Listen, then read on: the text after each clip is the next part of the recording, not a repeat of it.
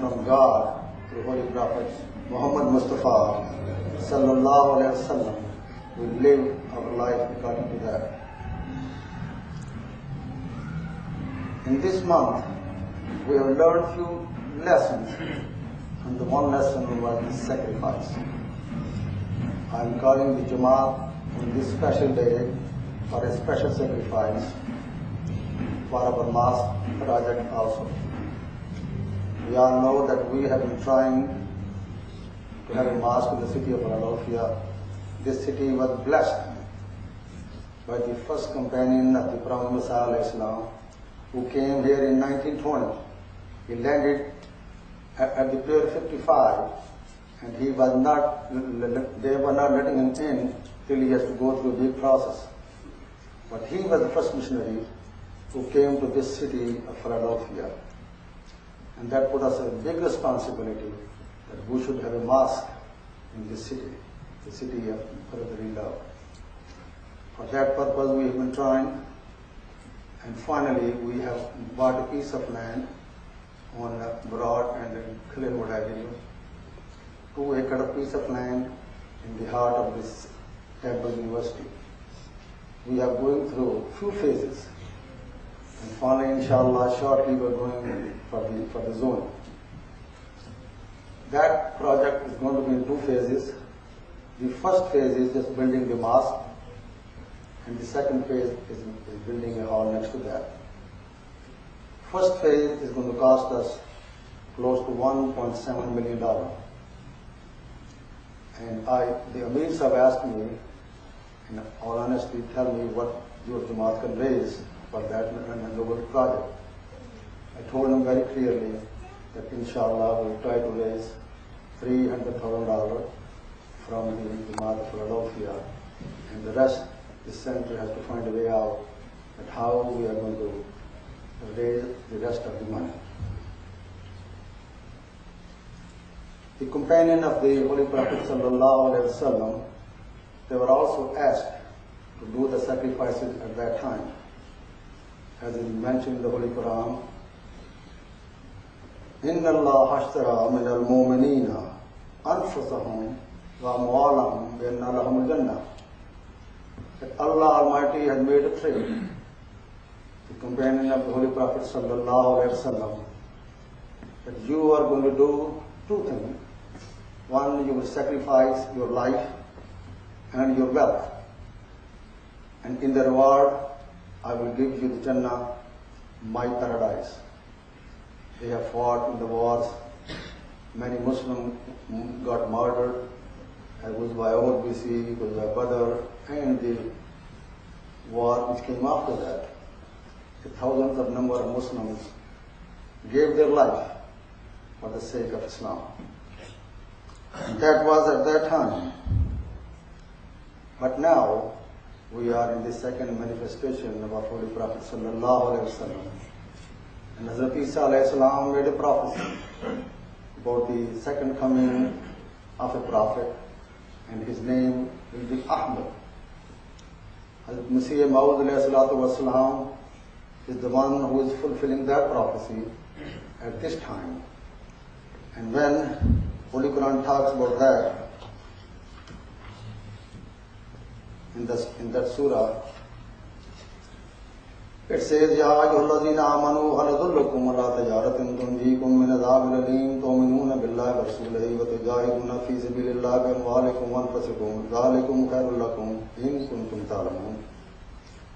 That for the companions of this Ahmad, Allah Almighty also made a trade.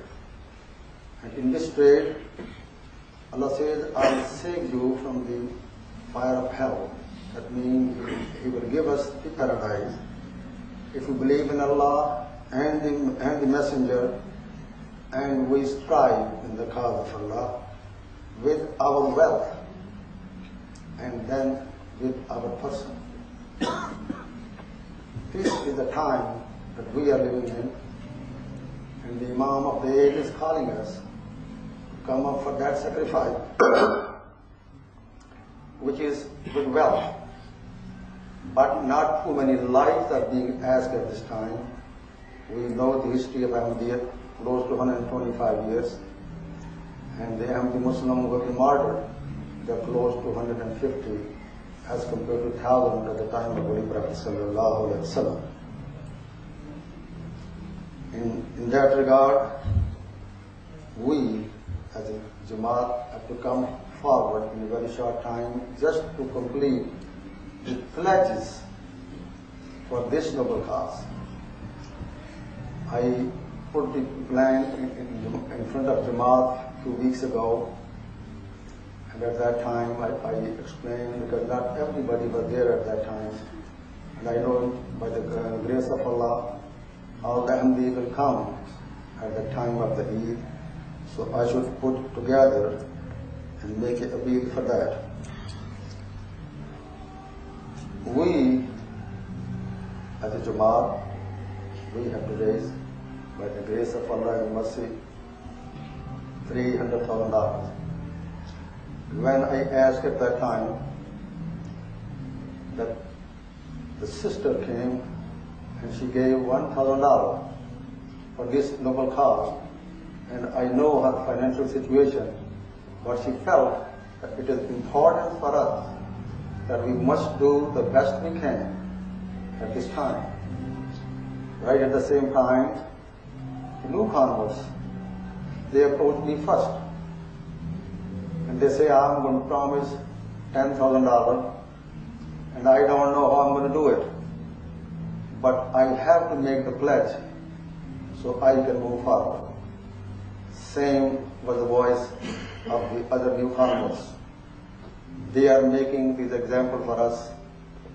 If they can sacrifice that much, becoming new in Ahmadiyya, what is the responsibility of those who are born in Ahmadiyya, who are the children and the grandchildren of the Prophet Muhammad? We have double and triple responsibility.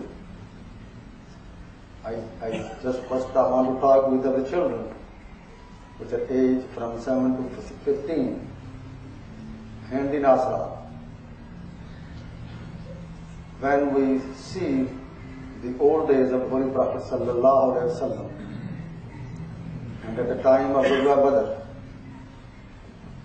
2 young Ansari children, age of 11 and 13, they asked the elders, who is Abu Jahl? So somebody pointed a finger toward Abu Jahl, that he's sitting there. They just went and go in between the legs of the enemy of Islam, and while he was sitting, they have no clue, they came and they killed him. That was the way the war of Badr was won, because once the leadership is gone, there's nobody over there to command that war. So those were the sacrifices that were given at that time, and this is the time again for Itfal and Nasra, that they must participate in this noble cause. As the story goes, that Hazrat Ibrahim alayhi salam, when he was put on fire, there was a bird, he was going all the way to the river, and his beaks bring 3 or 4 drops of water and throw on the burning fire. As the story said, they asked him, is it going to make any difference for the 3 and 4 drops? The answer was, I wanted to be counted among those who was not putting the fire on Ibrahim, but trying to extinguish it. This is the duty of our children now. Of the fall and Nasrat, they should come forward. And whatever the Eidi and the pocket money they have, they should give it in that in a noble cause, whether it is $1, $5, 10 or 20. Whatever they can sacrifice, they will be counted among those people who are building the mosque at this time. Second group, and also those children can remind their parents that this is the time to help the Jamaat, so we can have a mosque in the city of Philadelphia. This is going to be the first mosque going to build from ground up. Then I want to talk to my Khuddam. Khuddam are the backbone of the Jamaat. Some are working, some are not working, some are in colleges.